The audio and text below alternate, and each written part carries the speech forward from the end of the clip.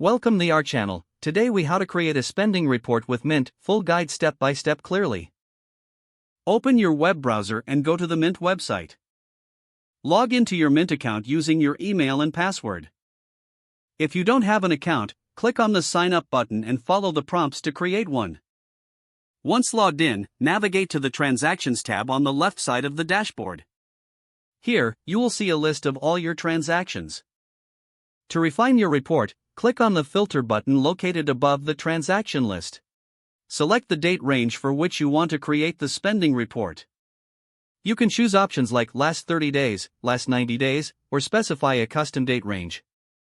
Next, you can filter by categories to focus on specific spending areas. Click on the Categories drop-down menu and select the ones you want to include. Once your filters are set, click the Apply button to refresh the transaction list. You will now see only the transactions that match your specified criteria. To view a summary of your spending, scroll to the right and locate the Category Breakdown section.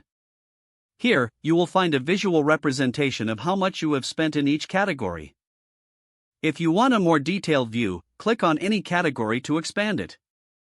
This will show individual transactions within the selected category. To export your spending report, go back to the transaction list. Look for the Export option, usually found at the top right corner. Choose your preferred file format, such as Excel or CSV. Click Export, and the file will be downloaded to your device. You can now open it using a compatible application to analyze your spending further. Review your spending report regularly to track your financial habits.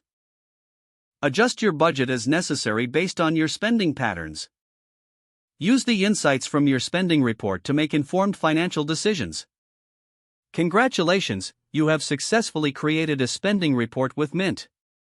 If the page does not load, refresh the browser or try again in a private or incognito window. Make sure you are using the correct email address, then retype it carefully to avoid small typos. If your password is not accepted, use the Reset option and create a new strong password you can remember. Don't forget to like this video and subscribe to our channel for more step-by-step tech guides.